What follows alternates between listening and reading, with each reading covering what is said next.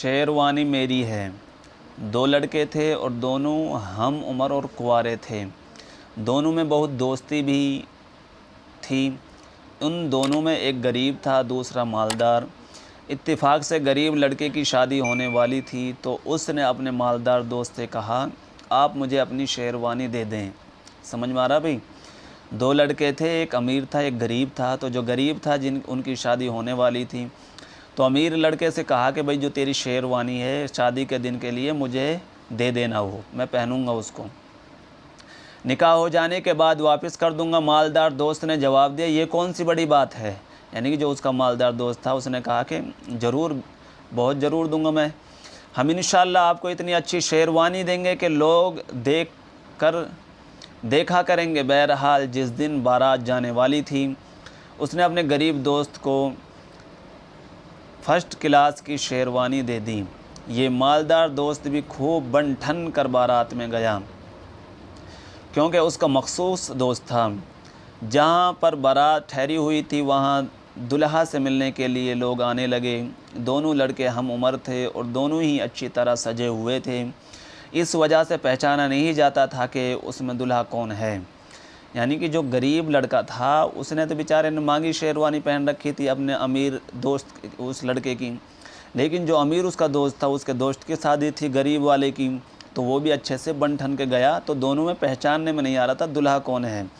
और दोनों बगल ही बगल साथ बैठे हुए थे। एक आदमी आया और उसने पूछा कि उसमें दुल्हा कौन है। दुल्हा का दोस्त बोला कि दुल्हा तो ये है, लेकिन शेरवानी मेरी है। समझ में आ रहा है?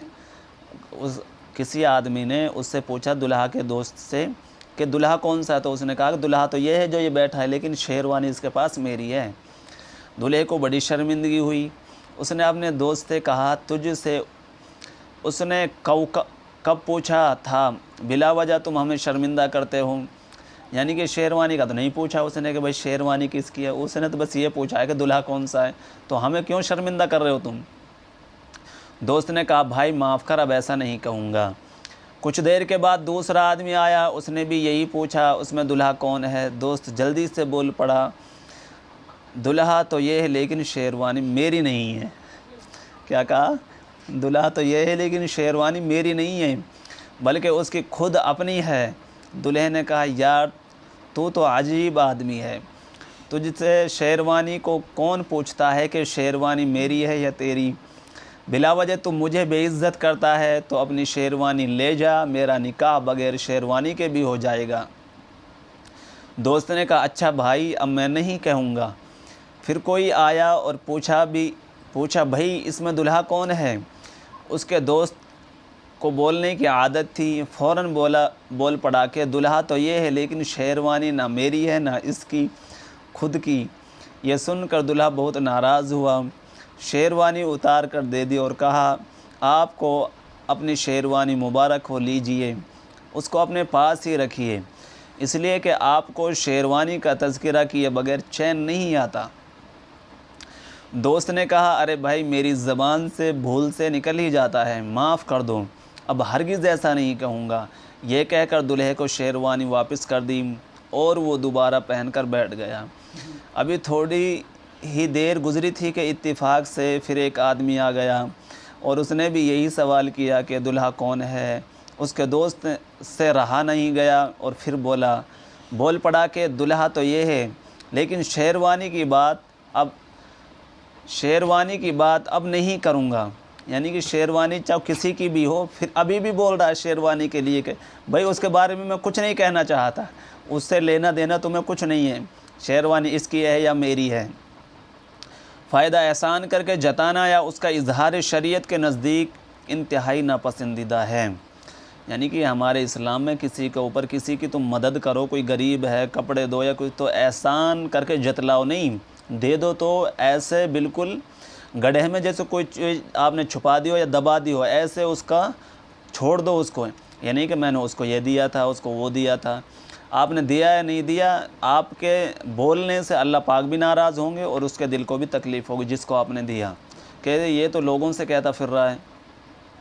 मगर अफसोस अक्सर मालदारों को देखा जाता है कि अगर किसी को 150 रुपये दे दें तो बार बार उस एहसान का ज़िक्र के फ़ला तो मेरे टुकड़ों पर पड़ रहा है, या कम से कम इतना ज़रूर तज़किरा के फ़ला आता है तो कुछ ना कुछ ज़रूर दे देता हूँ। और मकसद अपनी सखावत का बयान और गरीब बेचारे पर एहसान जताना होता है। एहसान जताने के दो नुकसान हैं, एक दुनियावी और दूसरा दीनी। दुनियावी नुकसान तो यह है कि जिस शख्स पर एहसान किया है उसके दिल को ठेस पहुंची है, बुरा मानता है और तर्क ताल्लुक़ कर लेता है। यानी कि आपने किसी के साथ एहसान किया, पैसे या कपड़े या कोई भी चीज़ दी, आप एहसान जतले दूसरे को बताया कि मैंने उसके साथ ऐसा किया, तो उसको पता चलेगा तो उसके दिल को ठेस पहुंचेगी और वो आपसे ताल्लुक़ ख़त्म करेगा, आपसे नफ़रत करने लगेगा कि ये बहुत गंदा आदमी, अब कभी भी इससे मैं कोई काम नहीं लूँगा। ये दुनिया का नुकसान है। अगर एहसान ना जताया तो ज़रूर शुक्रगुज़ार होता और बेदाम गुलाम। दीनी नुकसान ये है कि एहसान जताने की वजह से उस एहसान का सवाब भी नहीं मिलेगा। यानी कि आपने किसी को, गरीब को कपड़े या कुछ भी दिया तो आपको बिल्कुल एक ज़र्रे बराबर सवाब नहीं मिलेगा। इरशाद बारी है, या अय्युहल्लज़ीना आमनू ला तुब्तिलू सदक़ातिकुम बिलमन्नि वल अज़ा। ईमान वालो अपनी सदक़ात को एहसान जताकर और ईज़ा पहुँचाकर मत ज़ाई करो। यानी कि आपने दिया है जो उसको भूल जाओ। अल्लाह पाक क़यामत के दिन आपको आप याद दिला देंगे कि आपने सदका निकाला था, इसका बदला मैं तेरे को दे रहा हूँ, तुम्हें जताने की ज़रूरत नहीं है। जताओगे तो ना आपका सदका रहेगा और जिसको दिया है वो भी आपका मुखालिफ दुश्मन हो जाएगा। इसलिए एहसान करने के बाद ऐसा कोई अमल नहीं करना चाहिए जिससे एहसान जताना महसूस हो और हम सवाब से महरूम रह जाएँ।